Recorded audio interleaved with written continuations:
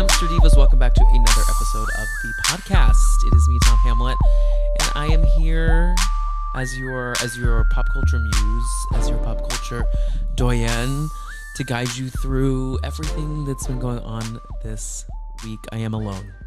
I'm here alone. My dog is crying in the background, and I'm happy to be here. How are you guys? Good? I want to get some business things up at the top. I want to talk about some business things here at the top. There we go. Dumpster Dive YouTube is happening. We're trying it. We're doing it. We're working it. So make sure to subscribe to the YouTube channel. I link it in the show notes of every episode now, and that is youtube.com/dumpsterdivepod. We are going live there every week. The day we go live, it's a mystery. It's a surprise. And no, it just has to do with my schedule. And the recording schedule and things like that. So this episode is coming out on Thursday morning. So if you're listening to this on Thursday morning or afternoon, this evening I am going live with Hannah Brown to chat about Summer House as well as all things White Lotus season 3, episode 5, the full moon party, where the incest kiss happened. Spoiler alert. And so much more. So I'm really excited to dive into all that. So yeah, once again, you can catch that live at 7 p.m. Eastern time on the Dumpster Dive YouTube channel. Additionally, you can watch that right after we're done. It automatically uploads as an episode of the podcast in video form on the YouTube channel. And then I will upload it to the podcast feed a couple days later. And then this episode you're listening to right now, it is a video podcast as well. I'm staring at myself here recording it. You can catch it on the YouTube channel as well, so go check that out. I'm going to try and upload as many of the regular podcast episodes as I can.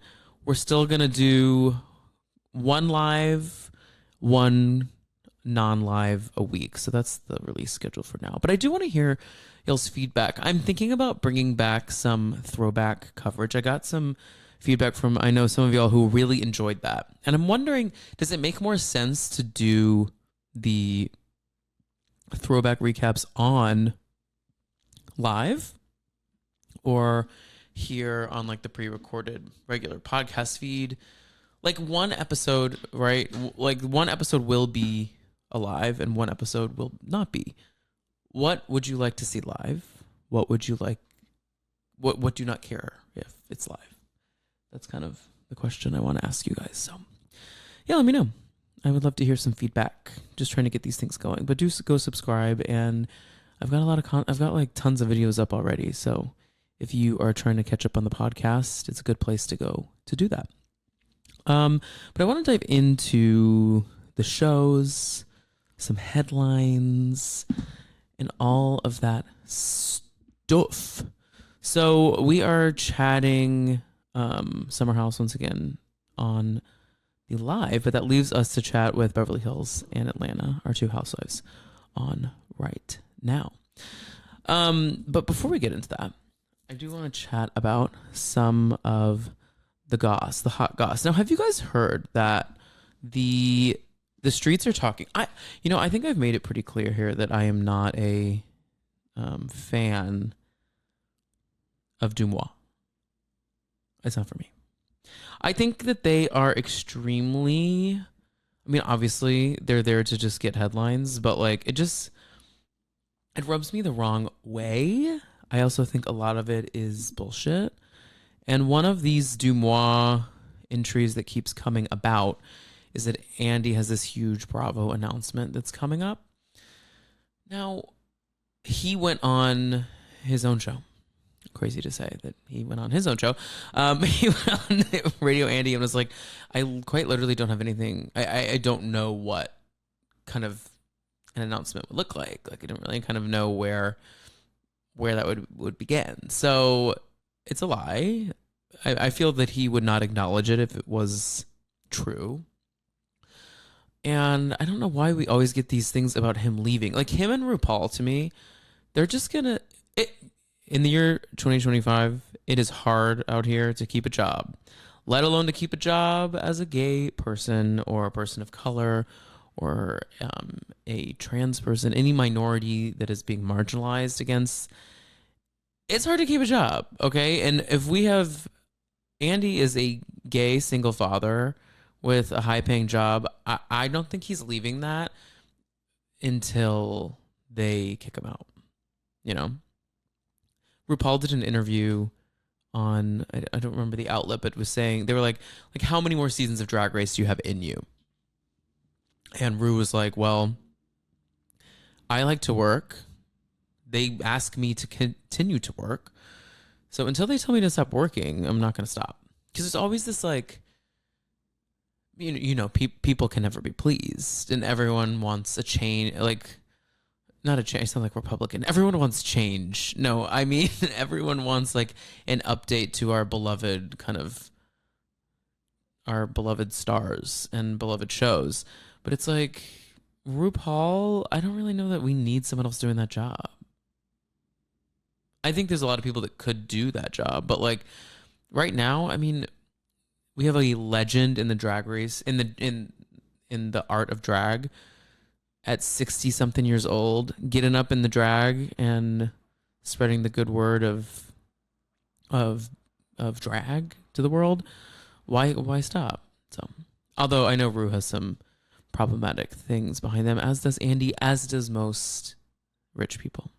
So, but yeah, that was kind of like bothersome to me. I'm like, guys, can you just let Andy be? I do think though that he will ditch the reunion role in the next 5 years. I bet you in the next 5 years, he will be a like just Watch What Happens Live host, you know? Like, I don't know that we'll be getting him in a reunion role. You know, I just don't think it makes sense forever, you know? Yeah. So can we talk a little bit? Let's start with Beverly Hills. I want to talk about Beverly Hills because I have a lot to say. I know I've been talking trash here about Beverly Hills on the podcast. I didn't get better. I'm not going to say that this episode was kind of like better in any way, but I was able to get through it. There was some moments that jumped out to me. All in all, though, I think Kyle needs to go. I think maybe Dorito needs to go. Keep the rest and then bring in like 4 new crazy ladies. I think Sutton is a nightmare, but I think she needs to be there. Kyle and this Morgan stuff, she went on the Beverly Hills after show, and she was comparing them bringing up Morgan to her if she brought up like storylines about their families that they didn't want on camera. To me, it's very different. I don't think there's any similarities there at all, to be quite honest with you. A family member is very different than a maybe girlfriend that you toted around set. Let's just call Beverly Hills. Let's just call her house in Encino set. She toted around that lady around set and was like, "This is my friend, and we're really, really close," and all this stuff. It's like you told us about her first. It's not like we were like, for instance, her example was Sutton. Sutton's kids weren't allowed to film the show in the early days, and so she was like, "We didn't talk about that." It's like, yeah, but we didn't like meet Sutton's kids, then they were taken away. Like, Sutton, we met Sutton as someone who didn't talk about her kids, and so we just didn't talk about it. You introduced us to this woman, Morgan, as a friend that you had an insane sexual chemistry with. Piping hot sexual chemistry. I've never seen sexual chemistry like that between two partners on The Real Houses of Beverly Hills, I would think. Actually, let me think about that. A lot of these ladies are very asexual, like on camera maybe. Mauricio and Kyle did have some sparks back in the day, I guess, but Dorit and PK, no sparks to be had. Excuse excuse me, no sparks to be had there. You know, Garcelle, we never saw her with her ex before the cheating happened. Erica and Tom. No, nothing to be had there. Who else did we have? We had, like, who was married? It's so funny, y'all. These shows were housewife shows about housewives, and now this cast is a gaggle of singles. So, Lisa Vanderpump and Ken Todd. No. She actively talked about not wanting to fuck that man. So, seeing Kyle and Morgan last season, it was like, wow, I mean, they're fucking. Like, that was the energy that I got. I don't know about y'all, but so for her to bring her in like that, and then now here we are, it does just feel like we got robbed. Especially coming from Kyle, who's so eminent. Oh my God, I just had a stroke. So persistent on everyone being truthful about their lives. You know?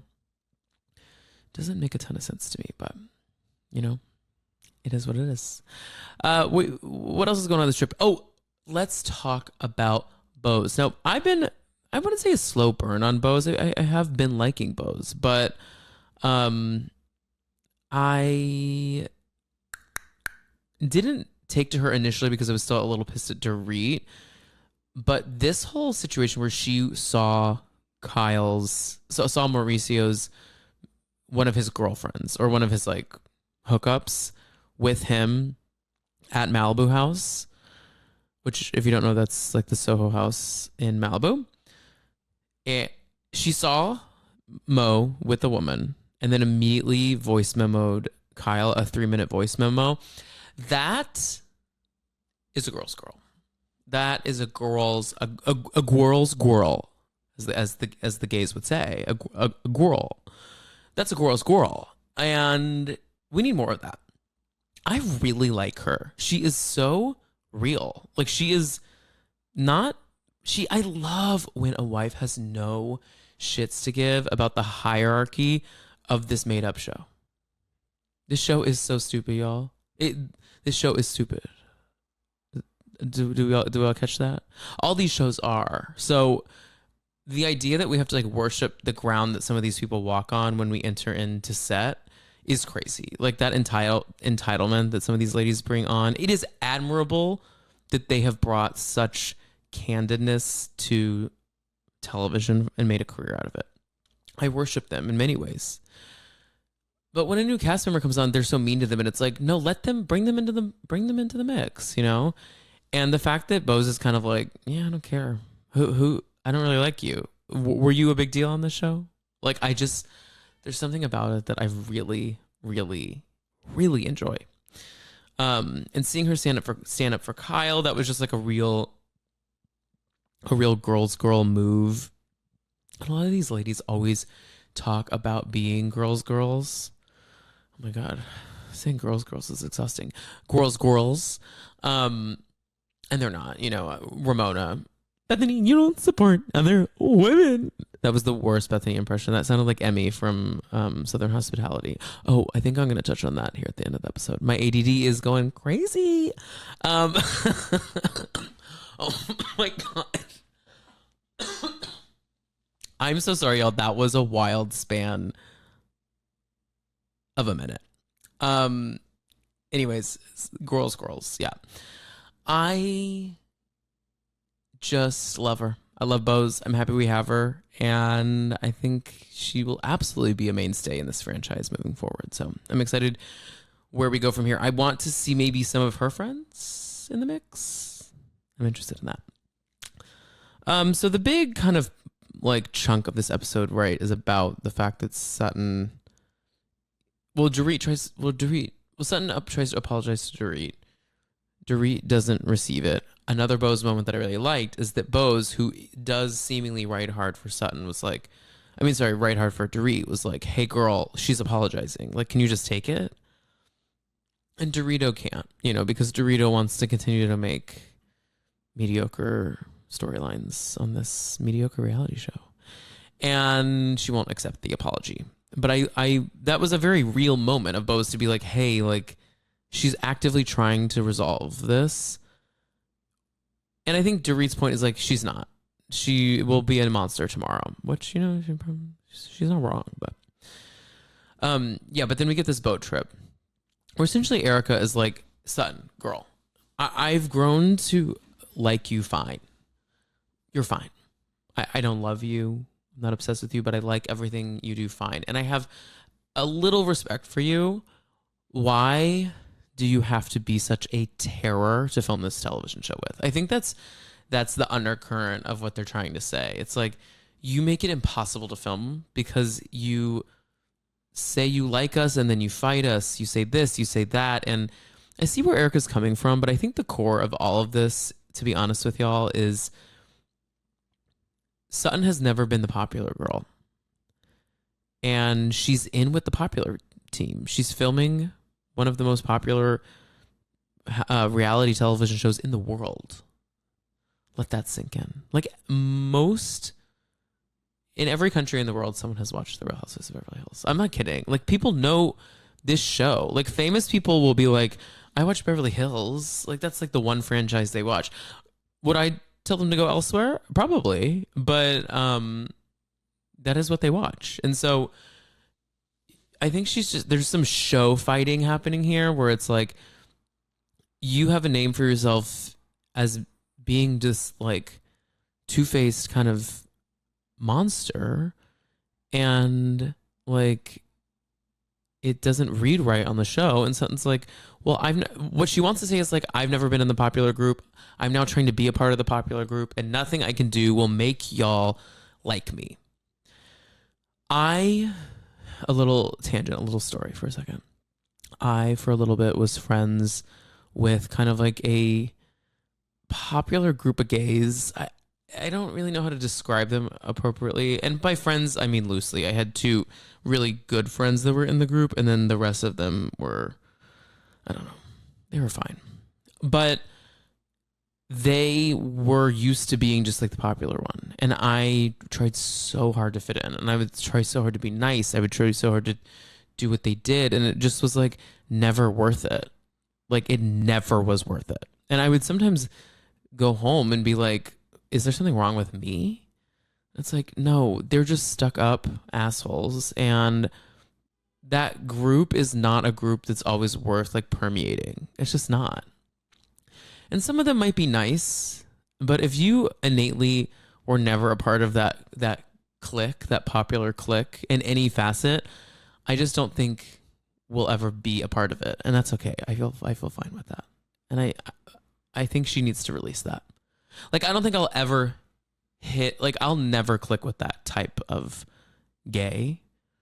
It's just not who I am. And they think I'm an anomaly. Like, they're like, wait, he's making jokes and he's not taking himself too seriously. Something must be wrong. I'm not trying to hate on the gays. You know, everyone has their group, and that group makes other people happy. It just didn't make me happy. And I think this is the situation with Sutton, is that like, this group is not for her, but unfortunately they are contracted to be there, so they have to film together. That's just kind of what it is. So, yeah, I mean, that's kind of the Beverly Hills episode. Something is changed about Kathy's face. Every time they get cutting to her, I forgot she was on this vacation, and I was just kind of like baffled by her disheveled kind of look. It did alarm me. Something that happened last episode that I didn't talk about because we've been kind of backlogging episodes. I did love when Jennifer Tilly's Mike and Ike's went all over her bag. She was like, here's the thing, like, I don't have a lot to live for on this girls trip. There's nothing. These ladies don't want to talk to me, and I don't know that I'm going to do this again. And if I don't have my candy when I go home, I don't know that I'll make it to the end. So she wanted to just eat the candy out of the suitcase. Well, that's Beverly Hills. Let's move on to Atlanta. I think we had a stellar premiere of Atlanta. Once again, if you want to listen or watch my Real Housewives of Atlanta premiere recap, that is on the YouTube channel. It is also here on the podcast feed. With Taria Faison, we had a really, really fabulous time. And I loved the premiere. I thought this episode was okay. I think it's just kind of how these seasons go. You know, they start strong, and then we're gonna go back and build it up, and we're gonna barrel towards this Kenya fight. But you know, as we continue to get in the mix with Britt Edie, I don't even know what happens fully with Kenya and Britt. I mean, we all generally know, but just meeting Britt, I'm like, Team Kenya. Meeting Britt's husband, ding ding ding. If you're watching, my eyes are my eyelids are flickering. That man is. There is Dateline written all over his face. I don't, is that bad to say? Is that bad to say? It's just, there's something off about it. I'm sorry, y'all. When her and her friend and her dog were gonna go sit in the like body sculpting machine downstairs while he was sitting up there moping at the kitchen counter waiting for production to shut down the cameras, I was like, there is something wrong here. And it's why we watch these shows. So I'm not that mad about it. But I just think once we get the full story about Britt's past, about what she said to Kenya, about Kenya's retaliation, I think we're all gonna maybe change our tune on this idea that Kenya should have been let go of the show. So that's just my thought on that. We also, Kelly, did we get Kelly? We had to have gotten Kelly. I'm blanking. I did not take notes on Atlanta because Atlanta's one of those that I genuinely just like enjoy so much. So I just kind of sit back, relax, and let the ladies wash over me. The big stand-up moment, though, was two things. We have this like sit down with Drew, Angela, and Shamia. And wait one second. Yeah, Angela Oakley. Oh, first of all, I don't know if y'all listened to the live episode last week, but Kix was coming for me in the comments because I said Charles Barkley, not Charles Oakley. She was like, I can't believe you would ever say Charles Barkley. And I'm like, they both played on the Bulls. I'm not the dumbest bitch in all the land. I'm sorry. I think that for someone who doesn't watch basketball, I have never watched basketball until the year 2024 when I went to a Liberty game. Go Liberty, love them, at Barclays Center. Okay, I don't know a goddamn thing. The most I know about basketball was from Space Jam, which I don't believe Charles Oakley was in, but Charles Barkley was. Check that. Whew, getting hot about Space Jam. No. Anyway, Angela Oakley at the gym with Shamia and Drew. Now, Angela, I like her. There's something about her, y'all. I just like her. She's a little messy. I think she's stunning. And she seems a bit unbothered. Like, I just love her, like, unbotheredness of being on reality TV. Kelly, I really do like Kelly, but she has work to be here. Like, she had a vision board in 2008 while she was making up that honey and those waffles and said, I'm going to be on the Real Housewives of Atlanta season 16. You know, like that. She has the face for it. But Angela, I think she's like, they called me and I said, well, let's figure it out. Let's do it. I really like her. I do like her much more than I like Drew, I think. And it's confusing to me that Drew and her are friends. Are they friends? I think they may have been friends by production. Production was like, y'all need allies. Go to happy hour. Like, there's something about their friendship that feels very false to me. But no, so Angela is sitting there and essentially with Drew's help, or no, on her own, actually just says like, Shamia, like, I don't really know you like this, but like, you seem to be Portia's lapdog. And I have to kind of agree with Angela on that one. Although Candy, if you just are watching on YouTube Live and you saw a dark figure approach me, that is my dog. My lights are just out behind me. So, Russell says hi. No, what was I going to say? Candy on her talk show, her YouTube lives or whatever. my fellow YouTube liver, she was talking about how Portia and Shamia are she has a suspicion that they don't fuck with each other anymore. That something happened on the season. Because she was like, I think they're just being nice for like press because they want to make sure that everyone tunes into the season. But I think at the core of it, she doesn't fuck with her anymore, and something happened during filming because they're not super supportive of each other's ventures online and all this stuff. So I could see that happening because you know what? Shamia is a breakout star. And it really confuses me why we didn't have her here. I said this on last week's recap, but she really has breakout star energy. And Angela's accusing her of being a lapdog. I don't really see her as a lapdog long term. I think right now, though, it does feel that way a bit because she's really coming to Portia's defense when the girls are talking about her during scenes that they're filming without Portia. So, and then the whole episode kind of ends in this big argument with Portia and with Dennis. She approaches Dennis about the fact that Drew has been all up in his business, trying to get him to film, and how that's really reckless. Now, at the beginning of the episode, Portia was bringing up this whole, like, you want to film with Dennis situation with Drew. And I was very team Portia on that. I still am team Portia on, I don't think she should have done the filming whole situation with Dennis. I think it is a little messy.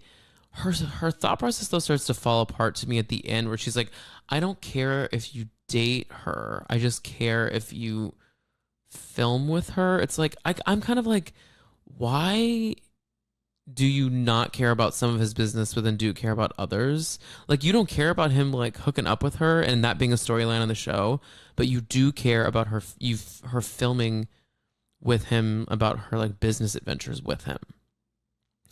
The through line doesn't make sense to me, really.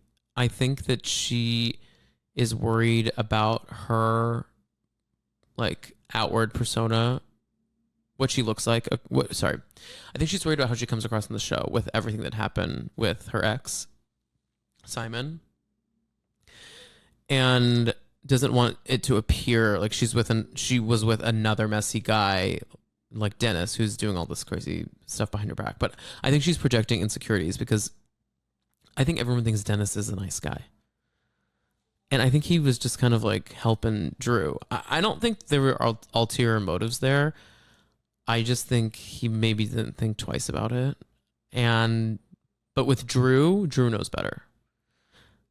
Because Drew has I don't say that as like me coming to the defense of a man. It's more like Drew has been a full-time housewife and gets how these things work and has been doing things off camera to set things up for the season. And one of those things was filming with your supposed best friend on the cast's ex-husband. Like, I think you be mad at Drew because Drew is the one orchestrating all of it. But I don't know. There seems to be we broke the fourth wall at the top of the episode, and then I wish we had kept that fourth wall pretty open because the fight at the Discovery Zone, shout out, didn't quite make sense to me because I don't think I'm making sense right now explaining it. Speaking of Discovery Zone, y'all, I had the best birthday party at Discovery Zone as a kid. Did y'all go to the Discovery Zone? That was not a Discovery Zone. I don't think they exist anymore. Actually, let me look it up. It was essentially like just a big play place. The whole place was. Discovery Zone. Oh my God. Guys, I feel ancient. I think this is what old age is like. I actually think that while Social Security may be banished soon, I think I should start kind of taking some checks before it does. Discovery Zone was a defunct American chain of entertainment facilities featuring elaborate indoor mazes and games for your children, including roller slides, climbing structures, and ball pits, which closed in December of 2001. I did not edit that incorrectly. That was a real pause that just happened there. So I guess it's just my millennials that will know about it. Um, on Google, it does say their successor is Chuck E. Cheese. Chuck E. Cheese is considered their direct successor. Well, that's good to know. But Discovery Zone was better than Chuck E. Cheese. They had way more to do. Chuck E. Cheese is just games. Hit me up in the comments, please, if you have been to Discovery Zone. This is really bothering me. Now, I want to know if there was like Discovery Zone controversy.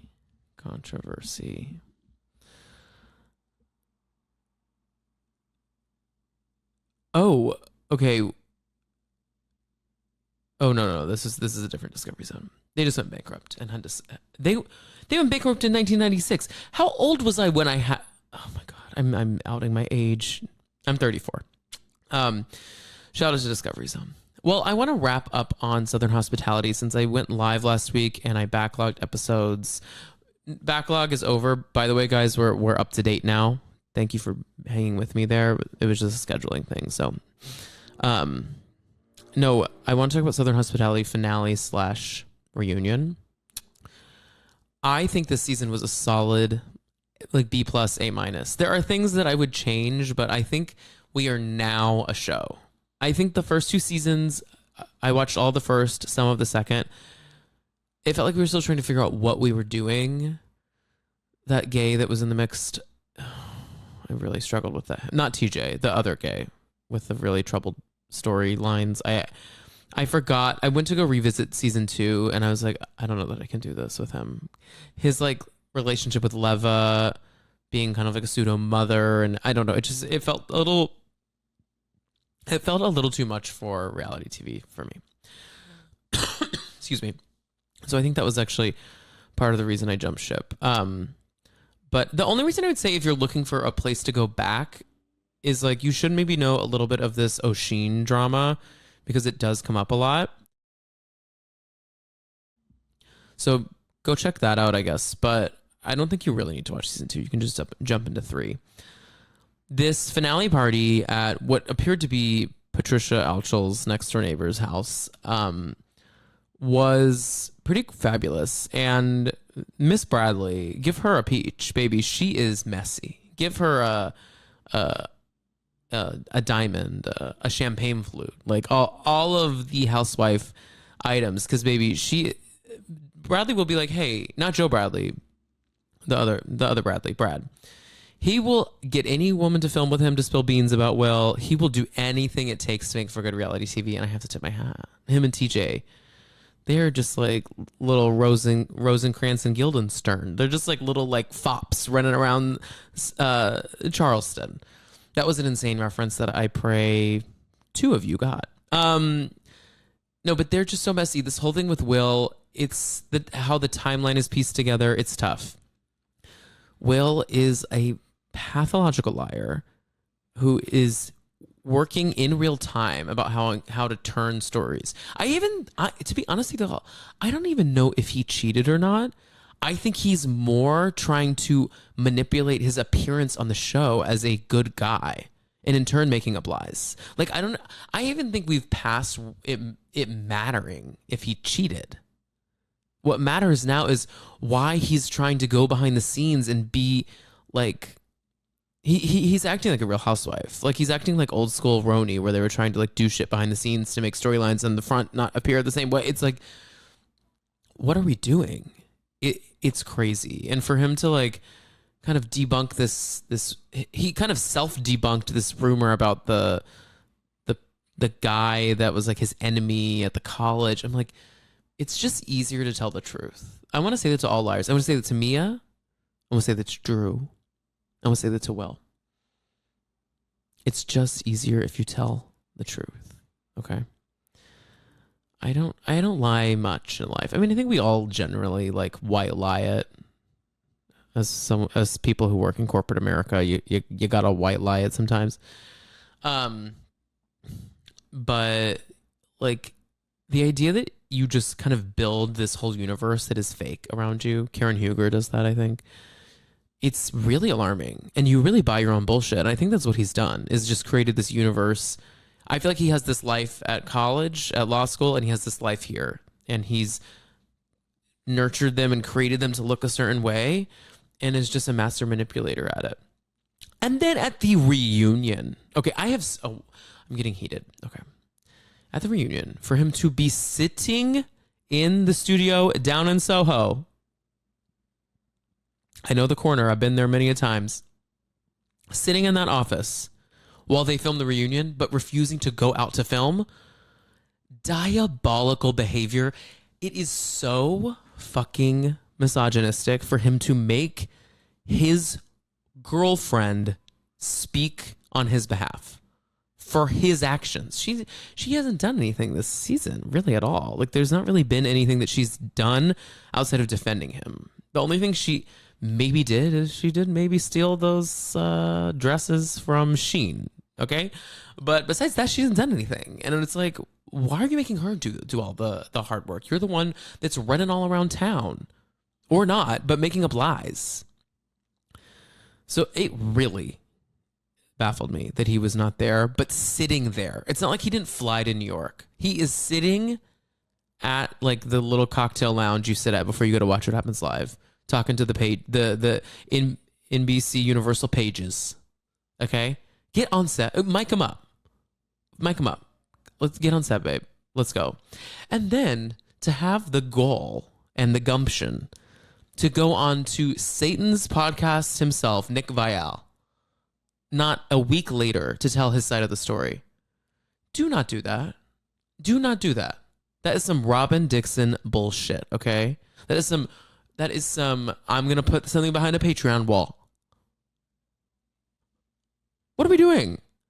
What are we doing? You are getting paid to be on a reality show on Bravo. Do you know how many people would pay to be on a reality show on Bravo? And you're getting to be there. And you have the opportunity to look good. That's always something I want, like, housewives and like the JV crew on Bravo to understand. And granted, easier said than done. I've never been on reality TV. It's in your control to a certain extent to like create a good persona for yourself on television. Granted, there are bad seasons where things happen, but you can redeem yourself by being honest, by like not doubling down on the wrong thing. Like, you can get back in the audience's good graces. The audience, guys, Erica, do you remember 2 seasons ago?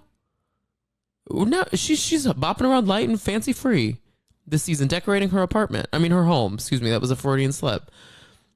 2 seasons ago, that lady was all up in the legal woes of her ex-husband. And we wanted her off the show because of how scandalous all this was and how much money he'd stolen, how she had been illicit and things. Like, it's like, and now we don't care. We love her. It's like, well, girl, you could be fine if you just took the L and you knew you had a bad season, but apologized and moved forward. But no, you know, he chose not to do that. But my lesson here, once again, in reality TV from someone who hasn't done reality TV, it is in your hands to make yourself look good. It's in your hands to make yourself look bad. You provide the content to be edited. And if you want to be a part of the show on the other side of it, do everything you can to make yourself look good. Go to the reunions. Go to Watch What Happens Live. Do interviews with anyone but Nick Viall. You know, you can do it, babe. And then apparently, I did not listen to the Nick Viall podcast. You guys know very clearly I do not care for the man. But apparently he was just spewing off lies again there. So wellness check on Emmy. I'm starting to honestly, like, I was fascinated with her. I felt bad for her. Now I'm kind of like, girl, you're hard to root for because, like, you kind of put yourself in the situation. Like, everyone here is we're all trying to get her out. And she keeps staying and keeps justifying his bullshit. It makes me sad. It's like, girl, literally America is rooting for her and she thinks everyone's against her. Dick will make you do crazy things. Dick, I'll say that one more time. Dick will make you do crazy things. Is that the title of this episode? maybe. This was fun. A good little solo chat. Once again, subscribe to the Dumpster Dive YouTube channel at youtube.com/dumpsterdivepod. And you can follow me at the Tom Hamlett. You can also follow the Good Judy's podcast. That is my other show. God, why would you want to listen to me even more? But go do it. That is Good Judy's Pod on Instagram. And I will be live this evening with Hannah Aaron Brown of the Not Aspirational podcast. We are going to be chatting White Lotus season 3, episode 5, the full moon event, and kind of like everything that's happening in the season. I have a big rant that I'm going to do, and I cannot wait for y'all to hear it. And then we're also going to be chatting Summer House, because Summer House always is fun to chat about live. Grab a bevy, see you in the chat, and if you can't be there, you can catch it after the fact. I love you guys, and let me know once again how you want these lives, what you want these lives to look like. Where would you like a throwback episode? What do you want me to talk about on the throwback episode? Maybe Kix can appear. I would love to hear your thoughts and comment them on Instagram or here on Spotify, or DM me.